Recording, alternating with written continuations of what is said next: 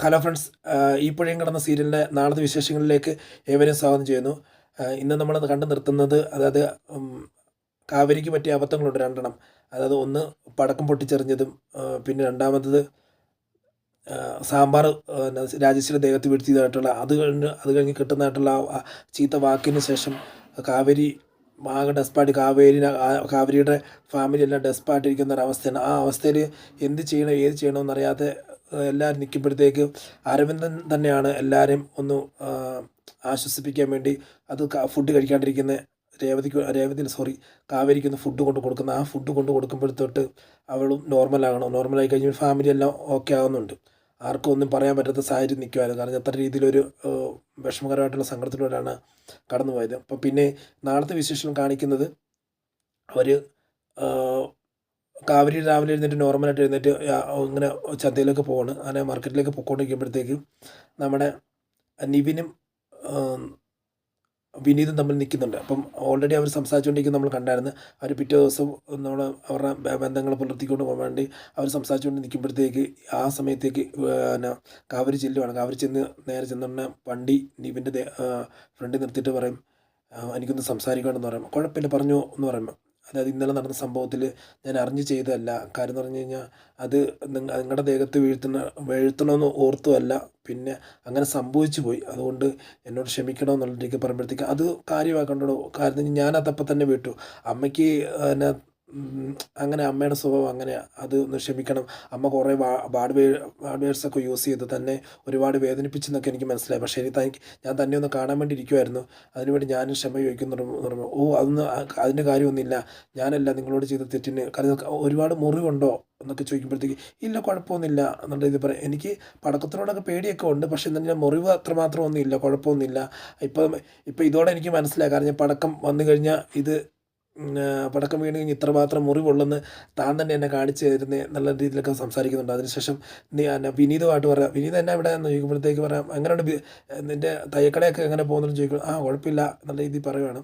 നല്ല രീതിയിൽ പോകുന്നുണ്ട് കാര്യങ്ങളെന്നൊക്കെ പറഞ്ഞ് ശരി കുഴപ്പമില്ലെന്ന് പറഞ്ഞ് അങ്ങനെ പോകണം. അത് കഴിഞ്ഞ് പിന്നെ കാണിക്കുന്ന സീൻ നമ്മുടെ ഗംഗയ്ക്കും വിനീതും തമ്മിലുള്ള കല്യാണാലോചന നടക്കുവാണ്. കല്യാണാലോചന അപ്പം അവരുടെ അമ്മ വന്ന് പറയാം, ശാരദ അരവിന്ദൻ്റെ അമ്മ വന്ന് പറയുക, നിൻ്റെ പെങ്ങളുടെ മോനായ വിനീതിന് വേണ്ടി അവളെ കെട്ടിച്ചു കൊടുക്ക്, എങ്ങനെയാണ് കാര്യങ്ങളെന്നൊക്കെ ചോദിക്കുമ്പോഴത്തേക്ക് അത് ഞാനും ശാരദയും തമ്മിൽ ഡിസ്കസ് ചെയ്തായിരുന്നു, ഞാനൊന്ന് ചോദിക്കട്ടെ എന്നുള്ള രീതി ഞാൻ എൻ്റെ ഗംഗമ്മോട് ചോദിക്കട്ടെ. നിങ്ങളുടെ ഗംഗമ്മോട് എന്തിനാണ് നീ ചോദിക്കുന്നത്, ഓൾറെഡി അതെല്ലാം പറഞ്ഞു വെച്ചിട്ടുള്ള കാര്യമല്ലേ എന്ന് അമ്മ പറയണം. അമ്മ പറ അതല്ല അമ്മേ, കാരണം കഴിഞ്ഞാൽ മക്കളുടെ പണ്ട് നമ്മൾ പറഞ്ഞു വെച്ചതുപോലെ അല്ലല്ലോ, പിന്നീട് അവരുടെ മനസ്സിൽ എന്തെങ്കിലും ആഗ്രഹങ്ങൾ വേറെ ആരെങ്കിലും കയറിയിട്ടുണ്ടോ ഇല്ലയോ എന്നൊന്നും അറിയത്തില്ല, നമ്മൾ ചോദിച്ച് മനസ്സിലാക്കണം എന്ന് പറഞ്ഞു. അത് ശരി അപ്പം നോക്കാൻ പറഞ്ഞു. അങ്ങനെ അകത്ത് കയറി ചോദിക്കുമ്പോഴത്തേക്കും പറയുന്നുണ്ട്, ഗംഗ പറയുന്നുണ്ട്, അച്ഛാ എനിക്ക് വേറെ എതിരഭിപ്രായമൊന്നുമില്ല, പക്ഷേ എനിക്ക് ഇപ്പോഴത്തേക്ക് കല്യാണം കാര്യങ്ങളൊന്നും വേണ്ട, എനിക്ക് വിദേശത്തേക്ക് പോകണം. കാരണം നമ്മുടെ ഈ മലയും കുന്നും നാടും ഒക്കെ വിട്ട് കാരണം എന്ന് ഇവിടെ തന്നെ കഴിഞ്ഞു കൂടുന്ന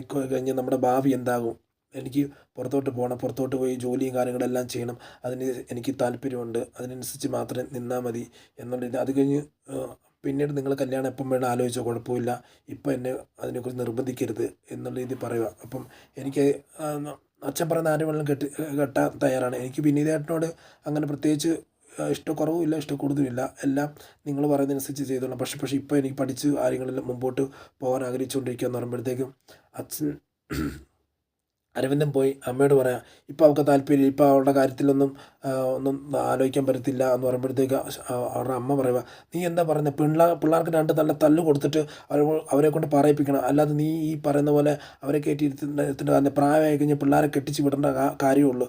നിങ്ങളിങ്ങനെ കയറൂരി വിടുന്നതുകൊണ്ട് പിള്ളേർക്ക് എത്ര സ്വാതന്ത്ര്യം കൊടുക്കുന്നു. ഒരുത്തിയാണ് മരം കയറി നടക്കുന്നത്, ഒരുത്തിയാണെന്നുണ്ടെങ്കിൽ ഇപ്പോൾ ഈ പറയുന്ന അപ്പൻ പറയാതെ കല്യാണപ്രായം എത്തിയിട്ടും അവർക്കൊരു നല്ലൊരു ആലോചന വരുന്നിട്ടും അവളത് സ്വീകരിക്കാതിരിക്കുന്നത്, എന്തിനാ ഇങ്ങനെ ഇത്ര സ്വാതന്ത്ര്യം കൊടുക്കുന്നത്, ഈ കല്യാണപ്രായമാണ് എത്തിച്ച് അവരെ കെട്ടിച്ച് കൊടുക്കാനുള്ള ഇത് ഉണ്ടാകണം, നീ അവരെ ആവശ്യമില്ലാതെ ഒരു പരിപാടി കാണിക്കരുത് അരവിന്ദ് എന്ന് പറയും.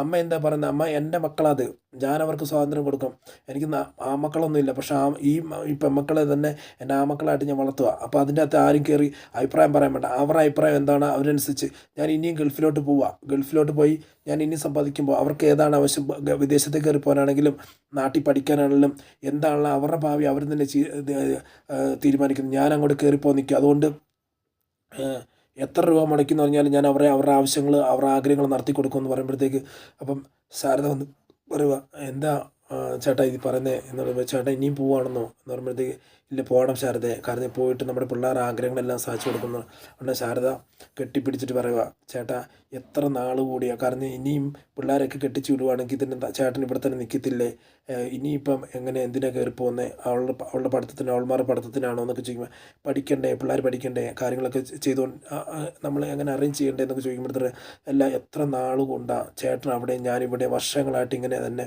ഒരു നല്ലൊരു ദാമ്പത്യ ജീവിതം മറ്റുള്ളവർ നയിക്കുന്ന പോലെ ഒരു ദാമ്പത്യ ജീവിതമല്ല നമ്മൾ നയിക്കുന്നത് വർഷത്തിലൊന്നോ 2 വർഷം കൂടുമ്പോഴത്തേക്കും ഒന്ന് കണ്ട് ഒരു 10-20 ദിവസം കൂടി നിൽക്കുന്നതല്ലാതെ എൻ്റെ ഒരു ആശ്വാസത്തിന് എൻ്റെ മക്കളുണ്ടെന്ന് പറഞ്ഞാൽ പോലും ഭർത്താവ് ഉണ്ടാകേണ്ട സ്ഥാനത്ത് ഭർത്താവ് തന്നെ ഉണ്ടാകണ്ടേ ആ സ്ഥാനത്ത് ചേട്ടൻ അവിടെ പോയി നിൽക്കുമ്പോഴത്തേക്ക് എനിക്കുണ്ടാകുന്ന മാനസിക ബുദ്ധിമുട്ടും കാര്യങ്ങളും ഇവൾമാരെ കൊണ്ട് ഞാൻ തോറ്റു പോകുന്നുണ്ട് ചില സാഹചര്യത്തിൽ കാരണം എനിക്ക് ചില സമയത്ത് പേടിയുണ്ട് 4 മക്കളെ പെൺമക്കളെ വളർത്തുന്നത് അവരെ കൊണ്ട് എങ്ങനെയാണ് മുമ്പോട്ട് പോകാൻ പറ്റുന്നത് അവരുടെ ഭാവി എന്തായി തീരുന്നൊക്കെ എനിക്ക് ഭയങ്കര വിഷമമുണ്ട് ഏട്ടാന്ന് പറയുമ്പോൾ നീ ഒന്നും വിഷമിക്കേണ്ട ശാരദയെ കാരണം എന്ന് പറഞ്ഞാൽ നമ്മൾ പിന്നെ വളർത്തിയെടുത്തുകൊണ്ടിരിക്കുന്നത് ആ 4 ആൺപിള്ളേരെയാണെന്ന് നീ മാത്രം വിചാരിച്ചാൽ മതി കാരണം അത്രമാത്രം തൻ്റെ ഇടത്തോടും അത്രമാത്രം കഴിവും അറിവും ഉള്ള പിള്ളേരൊക്കെയാണ് അതുകൊണ്ടൊന്നും നീ പേടിക്കേണ്ട ഞാൻ കയറിപ്പോയിട്ട് ഉടനെ തന്നെ വരാം ഉടനെ തന്നെ 1-2 വർഷത്തിനുള്ളിൽ തന്നെ തിരിച്ചു വന്നിട്ട് ഇനി പിന്നെ ഇവിടെ സെറ്റിലാകാം എന്ന് പറയുന്നൊരു സീനാണ് നമ്മൾ നാളത്തെ വിശേഷമായിട്ട് കാണുന്നത് അതിനാൽ ഫ്രണ്ട്സ് നിങ്ങൾ ഓരോരുത്തരും ഈ ചാനൽ കാണുന്നവർ ആണെന്നുണ്ടെങ്കിൽ ലൈക്ക് അടിച്ച് സബ്സ്ക്രൈബ് ചെയ്തിട്ട് എന്നെയും കൂടെ സപ്പോർട്ട് ചെയ്ത് കാണാൻ വേണ്ടി ആഗ്രഹിക്കുന്നു ഞാൻ ആവശ്യപ്പെടുന്നു അതിനാൽ ഇന്നത്തെ ഈ വീഡിയോയിൽ നിന്ന് വിട പറയുന്നു വരുന്ന ദിവസങ്ങളിൽ കൂടുതലായിട്ട് നല്ല നല്ല വിശേഷങ്ങൾ പറയാമെന്ന് പറഞ്ഞിട്ടുണ്ട് സൈനിങ് ഓഫ് താങ്ക് യു